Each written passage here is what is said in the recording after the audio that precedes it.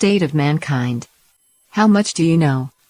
Excerpts from How the Spectre of Communism is Ruling Our World. 2.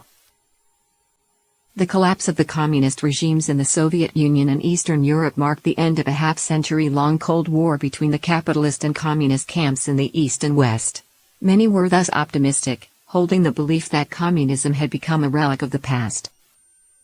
The sad truth, however, is that a transmogrified communist ideology has instead taken hold and entrenched itself around the world. There are the outright communist regimes like China, North Korea, Cuba, and Vietnam. There are the former Soviet Union and Eastern European countries, where communist ideology and customs still exert a significant influence. There are the African and South American countries, which attempt socialism under the banner of democracy and republicanism. And then there are the nations of Europe and North America, whose body politics have become host to communist influences, without people even realizing it. Communism breeds war, famine, slaughter, and tyranny. These in themselves are terrifying enough, but the damage dealt by communism goes far beyond this. It has become increasingly clear to many that, unlike any other system in history, what communism declares war on is humanity itself, including human values and human dignity. Over the course of a century, communism established massive dictatorships in the Soviet Union and China. It caused more than 100 million unnatural deaths, it enslaved billions, and it brought the world to the brink of nuclear war and thus destruction.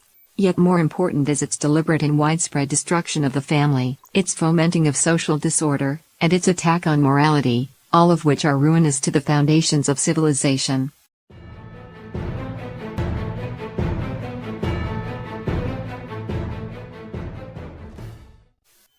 The Communist Manifesto begins, "A spectre is haunting Europe, the spectre of communism."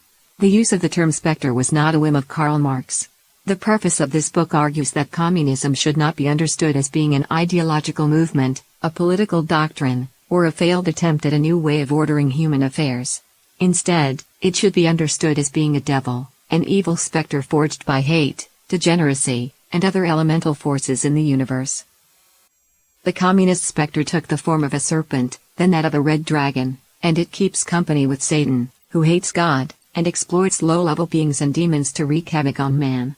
The goal of the spectre is to ruin humanity, and while the divine offers salvation to humanity, communism tells man not to believe, attacks human morality so as to renounce tradition, and causes man not to heed God's instruction and, ultimately, to be destroyed. Following the Cold War, the poison of communism not only continued to harm formerly communist countries, but also spread throughout the world. The ideological infiltration of communism has led the spectre to influence human society on a global scale, and many people even think that the dark wishes of communism are their own. With this, people lose their ability to judge right from wrong, to differentiate good from evil. This, a devil's conspiracy, was almost carried out. Thus, even as the spectre congratulated itself, delighted with its sinister victory, most people thought that it had been destroyed. There's nothing more dangerous than mankind being on the verge of destruction, yet ignorantly celebrating its triumph.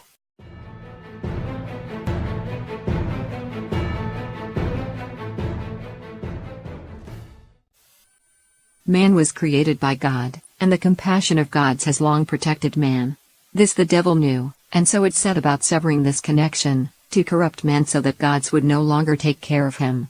The devil's approach has been to subvert the culture given to mankind by gods, corrupt human morality, and thus warp man and make him unworthy of salvation.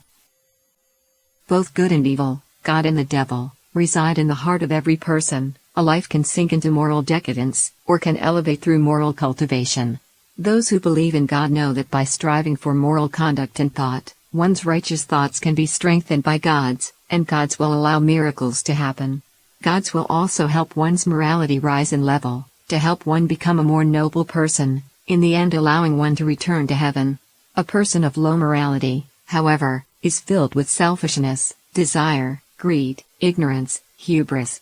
While God's will never recognize such thoughts and actions, the devil will magnify them, intensifying selfishness and wickedness, and manipulating the person into wrongdoing, thus creating karma and causing further moral decay, until, in the end, only hell awaits. If the moral standards of human society as a whole decline, The devil will hasten these trends with the goal of causing more wrongdoing, more karma, and humanity's eventual destruction.